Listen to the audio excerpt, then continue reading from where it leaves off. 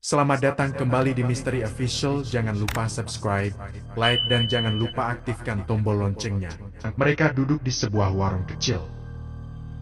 "Lontong pecelnya berapaan, Bu?" tanya Sugi. "Murah dik, 20.000, udah es tambah gorengan. Mau dik?" "Oh, iya Bu, 2 ya," jawab Sugi, selagi menunggu pesanannya selesai dibuat. Mereka menikmati pemandangan laut yang luas, ombak yang sedang, suara riuh orang bersenda gurau di bawah air terjun kecil yang jatuh dari lereng tebing. "Bagus Mas pantainya, tapi kecil ya, situ udah tebing lagi," ujar Yani. "Kamu yang pengen kesini kan, Jen? Kalau saya sih pengennya makan, lapar banget soalnya." "Ini di mana ya, Jen?" tanya Sugi. "Gak tahu juga Mas." Pesanan mereka datang pecel, kerupuk tempe, dan es teh. "Bude, ini nama daerahnya apa ya?" tanya Sugi ke ibu penjual pecel. "Pacitan dik, Jawa Timur," ujar ibu itu. "Ha, udah di Pacitan kita ternyata Mas, bener-bener hemat BBM Mas ini," ucap Yani bercanda. "Oh ya Jen, kamu udah nelpon Bu Sinta belum masalah ayam cemani itu?" tanya Sugi. "Udah Mas, malah Bu Sinta minta nomor Mas, gak aku kasih Mas, kata Mbak gak usah nanti Mas marah takutnya." "Oh gitu, ya udah Jen, masalahnya juga udah beres kok Jen. Emang beneran kena pelet suaminya Bu Sinta ya Mas?" tanya Yani. "Gak tahu juga Jen, fokus masih selesain masalahnya. Intinya ya bukan pelet sebenarnya, emang mau ngerusak rumah tangga aja," ujar Sugi yang enggan memberitahu detail permasalahannya. "Oh ya Jen, sehari-hari kamu ngapain aja di rumah?" tanya Sugi. "Ya kerjalah Mas, pasti Mas mikirnya aku cuma tidur-tiduran gak ada kerjaan ya? Bukan cewek pemalas aku Mas, aku tuh bangun pagi-pagi banget nyuci-nyuci semua, baju, piring, nyapu halaman, beresin rumah, masak, banyak Mas tiap hari gitu. Selesai paling jam 10 pagi baru nyantai, sampai sore. Habis itu kerja lagi, nyapu halaman lagi, ngisi bak mandi, masak lagi, ya begitulah muter-muter gitu aja dari dulu," ujar Yani. "Kamu gak pengen kerja gitu Jen?" tanya Sugi. Yani terdiam. "Pengen Mas tapi takut." "Takut apa?" tanya Sugi. "Dari zaman sekolah dulu, aku sering dijauhin teman karena mereka takut aku cucunya dukun. Bahkan ada yang parah bilang aku anak kuntilanak karena gak ada orang tua. Dari situ, aku males ngelanjut SMP Mas," ujar Yani. "Gak usah didengerin Jam, sebenarnya Mas ada pikiran mau bantu kamu. Tapi apa boleh sama mbahmu?" "Bantu aku Mas?" "Bantu gimana?" "Ya kamu kan bilang jarang pegang duit. Kamu perempuan pasti ada keperluan kebutuhan sendiri. Ya Mas pengen ngasih kamu kerjaan. Tapi nanti gimana sama mbahmu, setuju gak? Kamu bilang kamu banyak kerjaan di rumah," ujar Sugi. "Ya kalau kerjaan di rumah kan bisa diburu Mas. Emang ada yang lagi cari orang kerja Mas?" "Aku mau Mas beneran, pengen aku punya uang sendiri," jawab Yani antusias. "Mas kepikiran buka kios burung? Jangan, burung Mas sudah banyak, tapi sewa kiosnya mahal gaya. Modal Mas gak banyak soalnya," ujar Sugi. "Mau aku Mas, mau beneran aku aja yang nunggu. Mas ngilang sana ngilang sini aja cari burungnya, aku yang jualin," ujar Yani penuh semangat. "Kamu ini ngomong enak, jeratnya kalau gak ada burung yang hinggap ya sama aja gak dapet juga. Udah dapat aja jualnya setengah mati. Kadang rugi makan makanin burung berbulan-bulan tapi belum laku juga," ujar Sugi. "Entarlah Jen, Mas tanya-tanya harga sewa kios yang murah di Karanganyar yang pasarnya lumayan ramah, biar cepet kaya, haha," ujar Sugi, tertawa. "Sip Mas, aku dukung karyawannya, nanti aku aja Mas. Yang beli burung kan para lelaki, kalau yang jual perempuan pasti terpikat, hahaha," ujar Yani. "Semangat banget kamu Jen." "Ih, yalah kan kalau kerja dapat gaji, dapat duit," jawab Yani. "Emang buat beli apa kalau dapat gaji pertama Jen?" "Banyak Mas, pulsa, bedak, sampo, banyak lah, mau tahu aja urusan cewek," jawab Yani. "Bedak? Gajian cuma mau beli bedak, aneh banget. Ucap Sugi. Ya kan aku cewek mas, malu aku tiap ke warung gak bedakan. Sering aku diomongin ibu-ibu, gadis tapi kucel gak bedakan. Ujar Yani. Sugi hanya terdiam menatap Yani. Ya namanya kita orang gak punya Jen. Yang aneh itu ya ibu-ibu itulah. Udah tahu orang gak punya masih diomongin. Kalau mau ngomongin orang itu, yang udah punya tapi gak mau beli bedak, nah itu masih masuk akal. Ujar Sugi kesal. Kamu juga belum gede banget Jen, gak bedakan juga gak apa-apa, masih tetap cantik. Ucap Sugi. Ulangin mas. Ujar Yani. Apanya yang ulangin? Tadi kata-kata terakhir mas, yang cantik itu. Gila pujian kamu itu. Udah yuk pulang, nanti mbahmu nyariin kamu lagi. Mas juga masih mau ngasih makan burung. Ucap Sugi. Mbah pulangnya malam katanya mas, aku main ke rumah mas aja dulu ya. Ucap Yani. Ya udah kalau gitu, tapi buat seromantis mungkin. Ujar Sugi. Apanya yang romantis mas? Soalnya ini pindahnya ke kamar mas, jadi siap-siap aja. Kamu bisa jaga diri kan? Hahaha. Ucap Sugi menakuti Yani. Gak jadi, antar aku pulang aja lah kalau gitu. Jawab Yani panik. Mereka mencari tempat sepi dan berteleportasi ke hutan jati dekat rumah Mbah Gatot. Udah sampai mana ongkosnya? Tanya Sugi ke Yani. Yani langsung mencium pipi Sugi sambil berkata, gak ada uang aku mas. Dah mas, aku pulang dulu ya mas, kapan kita jalan-jalan lagi, tanya Yani sambil sedikit berteriak. Nanti kalau kamu gak ada ongkos lagi. Jawab Sugi sambil tersenyum, dan Yani pun berlari malu. Sugi bergegas berpindah ke kamarnya, buru-buru ia mengurusi burungnya yang sudah kelaparan ditinggal seharian. Sugi panggil Lutinya dari dalam kamar mandi. Iya ting apa? Oh kirain bukan kamu, kok seperti ada orang. Jawab Utinya. Sugi membereskan burung-burungnya dipindahkan ke dapur rumahnya. Sugi teringat mustika merah yang kekuatannya tidak dapat dilihat oleh bangsa jin. Kalau dipakai di dunia nyata, apakah manusia bisa melihat batinya? Sugi mulai mengetes mustika merahnya ke Utinya. Di saat Utinya keluar dari kamar mandi, Sugi lekas menggigit mustika merahnya. Loh kok pintu dapur dibuka? Mana Sugi tadi, ucap Utinya. Padahal Sugi tepat berada di depannya. Sugi tak bersuara, ia ingin memastikan bahwa ia memang tidak terlihat. Pelan-pelan ia berjalan jinjit ke arah ruang tengah. Tepat di depan lemari jadul nan usang Sugi bercermin. Ya dia memang tidak terlihat, bahkan bayangannya sendiri pun tidak ada. Hutan. Di dalam kamar Yani tersenyum sendiri, dengan mata berkaca tanda hari ini ia begitu bahagia sekali. Sungguh hadiah ulang tahun yang berharga. Mungkin tidak ada wanita di dunia ini yang mendapat kado seperti ini.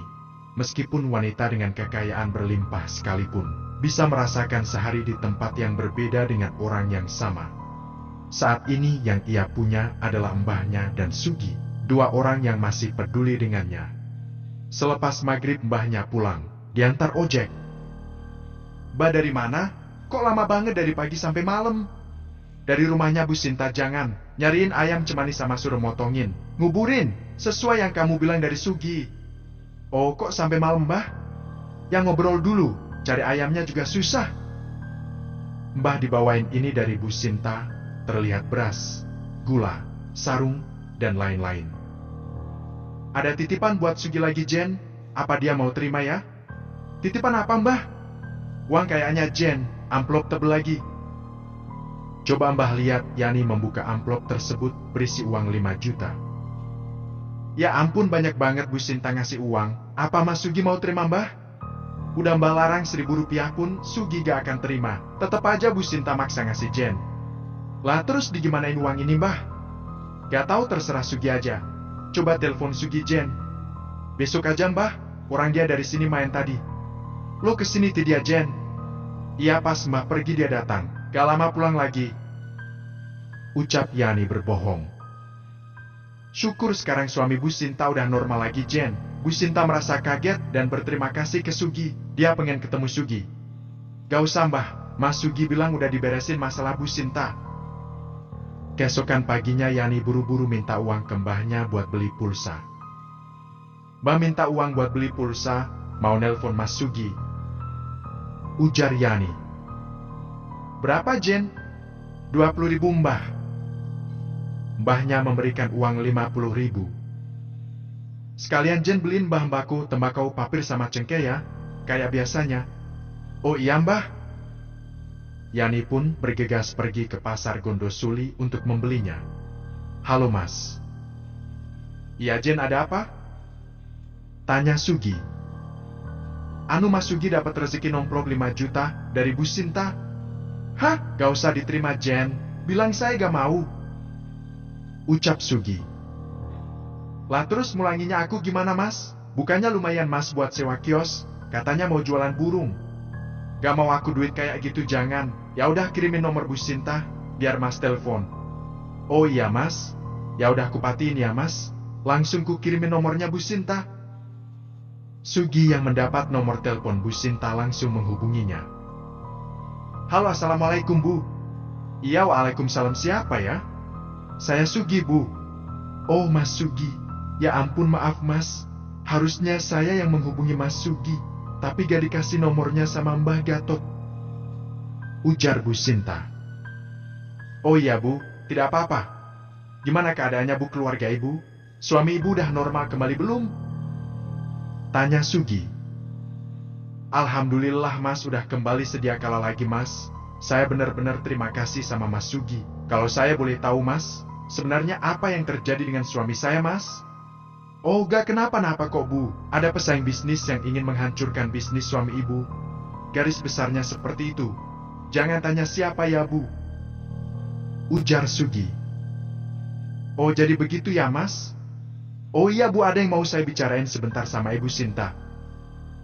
Iya mas, gimana? Anu Bu, masalah uang yang Ibu berikan.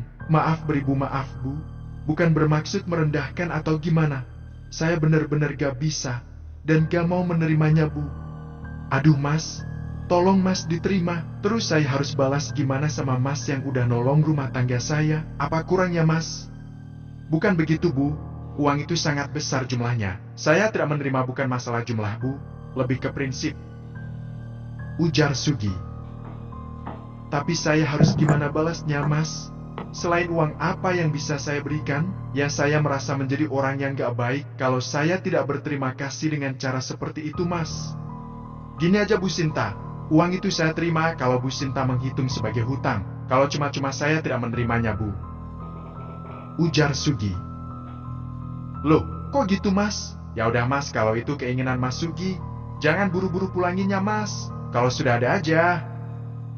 Ucap Bu Sinta. Iya Bu, terima kasih.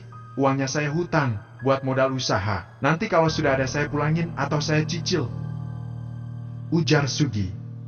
Oh iya mas, ucap Bu Sinta. Sugi pun merasa lega. Dia menelpon kembali Yani untuk tetap menyimpan uang itu. Berhari-hari Sugi berkonsultasi ke senior-senior pemain burung tentang keinginannya jualan burung. Mereka semua mendukung keinginan Sugi. Gi, kalau jual burung itu kejutan, sebenarnya yang dijual kios burung itu bukan burung. Lah terus apa lagi yang dijual? Ya pakan, pur, jangkrik, ulet Hongkong, pakan burung kicau, pakan kemasan, pakan unggas, kandang dan lain-lain. Oh iya juga ya Lek. Belum tentu sehari ada burung yang laku. Tapi kalau pakan positif ada aja yang beli. Nah itu kamu tahu, sama aja counter handphone itu. Apa tiap hari handphonenya laku? Yang positif tiap hari kan pulsanya yang laku. Ya udah cepet cari sewaan kios. Nanti kita bantuin renovasi, asal ada kopi sama rokoknya. Hahaha. Ada pandangan kios galek di Karanganyar. Ada tuh tempatnya Mas Sudar. Tapi agak bersaing soalnya banyak yang jual burung di situ. Mana gede-gede lagi kiosnya. Waduh, berat nanti Lek, saya lo masih merintis. Ujar Sugi. Ya gak apa-apa Digi, rezeki siapa yang tahu. Malah enak banyak temennya. Kamu juga kan kenal sama Mas Sudar. Bisa nego-nego sedikitlah masalah sewa. Siapa tahu dapat keringanan. Kiosnya juga udah bagus permanen. Udah pakai folding pintunya. Bersih lah pokoknya pas. Ukurannya gak gede-gede banget, cocok buat pemula. 3 kali 4, apa 3 kali 3 ya? Sekitar segitulah luasnya, Gi. Berapa lek sewanya? Pernah denger gak? Setahu saya, Gi, yang pojok yang mahal. Kalau lainnya standar. Sekitar 4 kurang 5 juta tahun. Ada 6 plong, yang kosong ada kedua. Ya udah, besok saya kesana lah, lek. Lihat-lihat lokasi, sekaligus keadaan di sana gimana. Minat apa gaknya? Ujar Sugi. Sementara itu, Yani berbicara kepada mbahnya. Mah, kalau Mas Sugi jadi jualan burung aku yang kerja, mbak boleh kan? Tanya Yani. Lo perempuan kok jual burung? Ya gak apa-apa Timba, yang penting dapat gaji. Mas Sugi rencananya buka di Karanganyar. Kasihan dia kejauhan dari rumahnya. Tapi ya dari sini lumayan jauh juga, lojan 3 km. Sanggup kamu jalan? Kita gak punya kendaraan, jangan. Ujar mbahnya. Sementara sepeda mbak aku pakai dulu, mbah. Antara kalau aku ada duit aku beli sendiri. Ucap Yani. Oh ya udah, sepertinya kamu seneng dekat dengan Sugi ya? Hah, apa Timba ini? Mulai usaha. Terlihat Sugi dan Utinya memanen wortel di kebun. Pi, istirahat saja. Tinggal sedikit lagi biar Sugi yang selesaikan. Ujar Sugi. Iya, Gi capek Uti. Ya udah Uti istirahat dulu. Kok belum datang yang mau ngambil wortelnya ya, Gi? Bentar lagi mungkin Ti. Mungkin masih ngangkut di kebun lain. Udah Uti istirahat aja, paling tinggal 2 karung lagi selesai Ti. Uti makan duluan aja di gubuk. Ucap Sugi.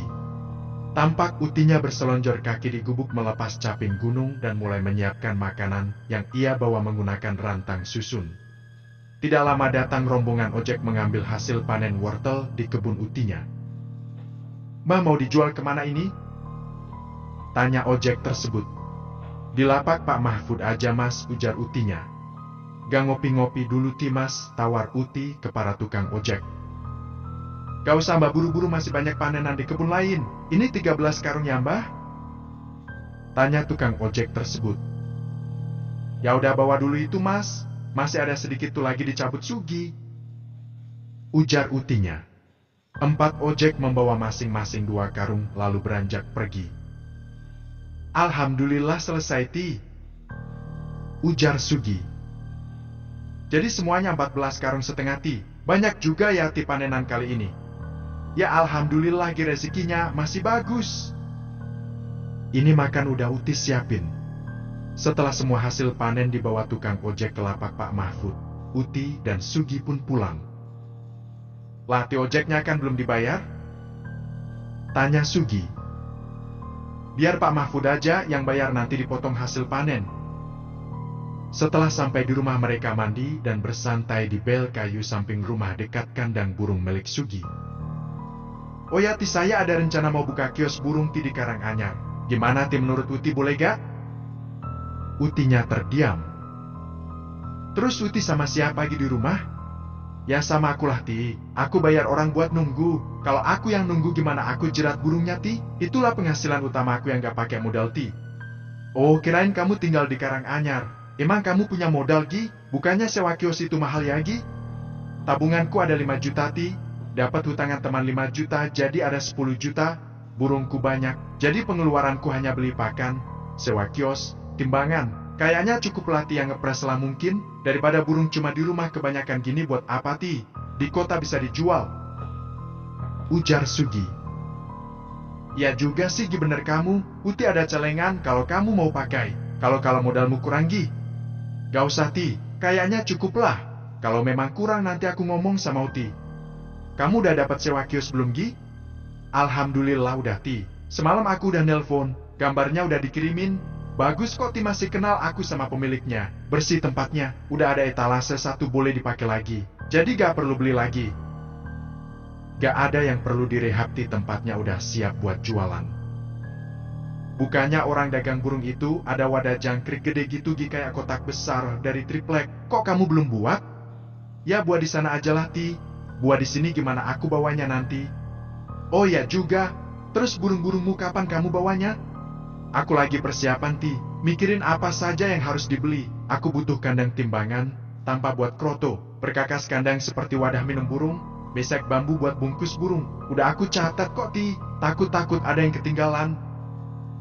ujar Sugi. Sugi lalu menelpon Yani. Halo Jen, udah siap kerja belum? Kerja mas, kapan?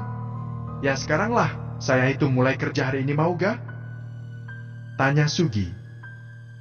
Mau mas, apa kerjaku mas? Duit Bu Sinta masih sama kamu kan Jen? Bawa 1 juta jangan, ke pasar Karanganyar sekarang. Cari timbangan sama besek kecil di toko gerabah. Beli 1 kodi aja dulu, sama plastik aso kecil 1 pak, sapu ijuk, tanpa sama cikrak. Kalau kesulitan naik becak aja Jen. Bawa kemana mas? Ke rumah? Galah ke kios yang udah mas sewa. Lah kan aku gak tahu kiosnya di mana mas. Nanti mas kirimin nomor yang punya kios. Kamu jangan belanja dulu. Temuin dia dulu, kamu telepon dia. Minta kunci kiosnya. Udah mas bayarin uang sewanya. Abis terima kunci baru kamu belanja. Orang deket sama pasar kok Jen. Oh gitu ya siap mas. Aku tak ganti baju dulu. Oh ya satu lagi Jen ini yang paling penting. Apa itu mas? Kalau udah selesai belanja kamu taruh belanjaannya di dalam kios. Habis itu kamu tutup pintu kiosnya. Kamu di dalam di pojokan telepon mas. Lah buat apa mas aku kayak gitu? Ya mas mau mindahin burung-burung mas di rumah ini ke sana. Hemat ongkos jawab Sugi. Dasar, kirain ada apa? Terus buat apa aku berdiri di pojokan mas? Kamu mau ketimpah mas? Bawa kandang banyak mas ini. Ya juga ya. Berarti aku ke Karanganyarnya cari ojek aja kalau gitu. Nanti pulangnya anterin ya mas. Daripada aku ngontel sepeda capek-capek. Asal kamu gak ada ongkos aja kayak waktu itu hahaha. Sugi lalu membersihkan kandang burungnya satu persatu dan dibawa masuk ke dalam kamarnya. Dilihat putihnya sedang tertidur pulas. Mungkin ia lelah dari selepas subuh sampai jam 9 pagi bersamanya memanen wortel. Tepat jam 12 siang Yani menelpon. Mas udah semua aku beli, aku di dalam kios, udah kututup. Ujar Yani. Oh ya Jen minggir di pojokan. Sugi melihat gambar dalam kios melalui galeri di handphonenya, lalu ia membayangkannya. Dan menggunakan mustika hitamnya. Kemana tuan yang kubayangkan jawab Sugi. Dan beruak, Sugi jatuh tertimpa kandang burung. Terlihat Yani menahan tawa. Malah ketawa bukannya bantuin ucap Sugi. Terlihat 1 kandang rusak dan patah terinjak Sugi. Mau hemat malah rungkat ujar Yani tertawa. Sugi dan Yani menyusun kandang-kandang itu bertumpuk. Lah burungnya mana mas? Gak dibawa sekalian? Tanya Yani. Belum selesai Jen masih banyak. Ya udah minggir lagi ucap Sugi. Lalu Sugi menghilang kembali lagi terus begitu sampai 3 kali membawa kandang-kandang kosong. Nah burungnya besok aja bawanya jangan. Besok berangkat pagi jam 7 mulai kerja. Besok mas bawa burungnya. Sekalian mas mau belanja lainnya. Buat kandang jangkrik juga. Ujar Sugi. Oh iya mas. Pantes mas bawa palu. Gergaji segala batinku buat apa? Aku belum tahu lo mas caranya dagang ngajarin ya. 1 bulan ini training kamu Jen mas ajarin. Mas dampingin dagang. Mas di sini juga nemenin kamu. Gajinya 500.000. Antara bulan kedua dan seterusnya baru gaji normal. Tapi dagang sendiri mas gak di kios. Mas fokus jerat burung. Oh ya mas, gaji normalnya berapa ya mas hehe? 800 jangan. Gimana? Mau gak? Ya maulah mas. Banyak itu. Tetanggaku lulusan SMA kerja di konter gede itu yang ada di pojokan pasar ini. Gajinya cuma 450.000. Asik-asik akhirnya aku punya penghasilan sendiri. Ujar Yani. Ya udah disusun Jen cepetan pergi kita dari sini digerebek pula kita dalam kios tertutup seperti ini nanti. Oh ya Jen kamu pernah ngelihat air terjun gak? Lah waktu itu di pantai Banyutibo itu mas.